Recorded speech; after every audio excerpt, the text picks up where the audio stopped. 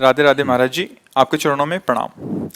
महाराज जी, क्या पति पत्नी का साथ 7 जन्मों का होता है? और अगर पति या पत्नी, ये सब बेकार की बात महाराज जी, संसार में ऐसा कहा जाता है। है। जीव अपने कर्मानुसार आकर के संयोग वशात इस जन्म में बना है आकर के। अगर परस्पर आसक्त हो गया तो हो सकता है अगला कोई भी योनि मिले। तो जरूरी थोड़ी है, अगर आप स्त्री में आसक्त हुए तो वो पत्नी थोड़ी बनी रहेगी, तुम स्त्री बनोगे जाके। भागवत में कोई भी बात हो उसका प्रमाण होना चाहिए। पुरंजनोपाख्यान है भागवत में, पुरंजनोपाख्यान। उसमें पुरंजन भ्रमण कर रहा था तो एक बहुत सुंदर महल देखा, बगीचा देखा, 9 द्वार का महल, विविध प्रकार की भोग विलास था। उसमें एक सुंदरी को देखा जिसका नाम पुरंजनी था। वो अपने अंग रक्षकों के साथ घूम रही थी, आसक्त हो गया। वो भी स्वीकार कर लिए दोनों। पूरा विवरण वो अध्यात्म का विवरण है। इसी बुद्धि पुरंजनी है और जीव पुरंजन है, और ये 9 द्वारों वाला ये पुर है पूरा। उसमें वो तो बड़ा लंबा विषय है, हम आपको सारांश में बताए। वो पुरंजन जब पुरंजनी में आसक्त हुआ, मरा, तो वो स्त्री बना जाके। और पुरंजनी अन्यत्र कहीं जन्म ली, लेकिन वो स्त्री बना जाके। वो जिस राजा की पत्नी बना जाके, वो राजा उसे बहुत प्यार करता था। अब वो वैसी राजा पे आसक्त हो गई। राजा युद्ध में मारा गया।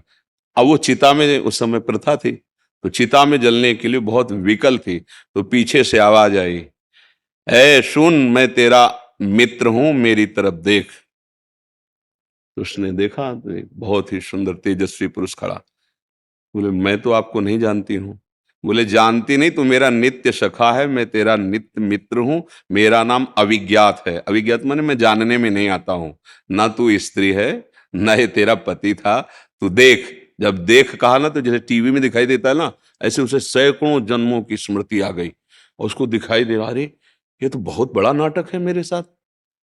पहले मैं किसी का पिता था, फिर किसी का पुत्र बना, फिर किसी की पत्नी बना, फिर तो मैं कैसे उससे मुक्त हूं। तब वो उनको ज्ञान देते हैं, तो उसको समझ में आता है मैं भगवान का अंश हूं, मैं भ्रम से इस शरीरों में फंसा हूं। तो शास्त्रीय पद्धति के अनुसार ये तो बोले, तो मैं आपका साथ नहीं छोड़ूंगा 7 जन्म तक है। कैसे? जीव अपनी कर्म की गति के अनुसार। अच्छा, 7 जन्म तक आप जेल जाओगे, भले हो आपकी पत्नी, आपको उसको जेल में रखने देगी क्या? कि आप बहुत दोनों प्रेमी जोड़ा हो, आपने कसम खाई है कि 7 जन्म तक, और फिर क्या जन्म जन्म तक, ऐसे नहीं कहते?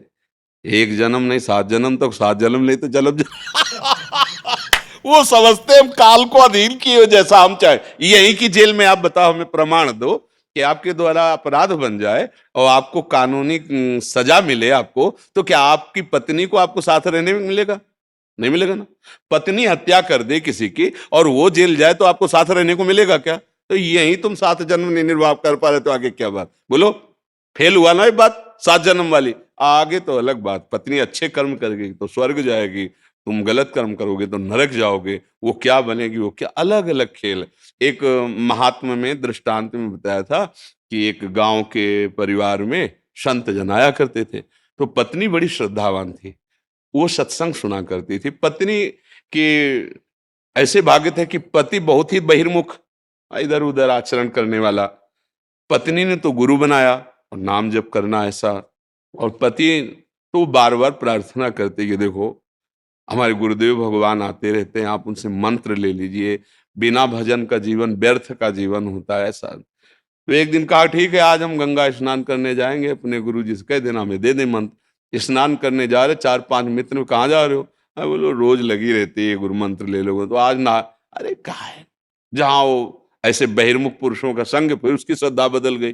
अरे कौन फंसे, ये नियम वो नियम, इतना जप इतना, ये सब हमसे नहीं होगा। घर आया और पत्नी को डांट लगाई, हमसे नहीं होगा। कुछ दिनों बाद शरीर छूटा। पति में प्रियता होने के कारण वो भजन का वास्तविक लाभ नहीं ले पाई। वो एक राजा की राजकुमारी हुई जाकर के, और उसका पति हाथी हुआ जाकर के। अब वो पशु देह में जब वो राजकुमारी को देखता, तब उसको समझ, ये मेरी पत्नी है। उसको पत्नी के भजन के प्रभाव से संबंध का बहुत बड़ा लाभ मिलता है।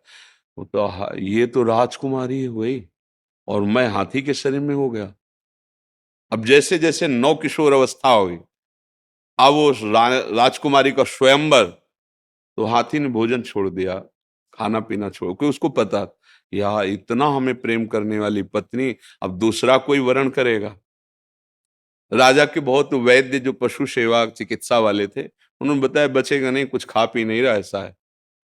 राजकुमारी पवित्र दृष्टि की भगवत भजन करने वाली थी, बोले हमें कुछ मिनट के लिए इस एकांत, इस जो हाथी का किशोर है इससे बात करने दीजिए, ये ठीक हो जाएगा बात करने मात्र से। नजदीक गई और कहा भगवत कृपा से, गुरु कृपा से तुम्हारे लिए ही हमारा जन्म हुआ है, क्योंकि तुम भजन नहीं किए। देखो तुम हाथी बने ना, हम किसी और के गले में माला नहीं डालेंगे, आपके ही गले में डालेंगे। पर अब आप जो गुरु मंत्र हमें मिला था वो हम आपको दे रहे हैं, अब चुपचाप जो मंत्र आपको हम सुनाई दे रहे हैं उसका आप जैसे बने तैसे चिंतन करो और भोजन शुरू करो। हम इतना भजन करेंगे कि अब आपको भी ले जाएंगे भगवत धाम में। वो राजकुमारी बनी, वो हाथी बना। पर भजन का फल ये था कि दोनों का पुनः संयोग हुआ। तुम्हारे केवल कहने से नहीं होगा कि हम साथ जिएंगे साथ मरेंगे। जब यहाँ की जेल में साथ कितना मिलना होता है, आप अंदर से और वो बाहर से, वो भी वहां खड़े हुए हैं, समय पूरा हुआ खत्म, कह दो नहीं एक दिन नहीं मिलेगा आपको। तो ऐसे ही तो हमारा भारतीय कानून है, फिर वैदिक सिद्धांत, और जो जो कर्म करोगे एक एक क्षण का मिलेगा। तो हमारे अध्यात्म मार्ग के अनुसार ये झूठी बात है, इसमें कोई दम नहीं है।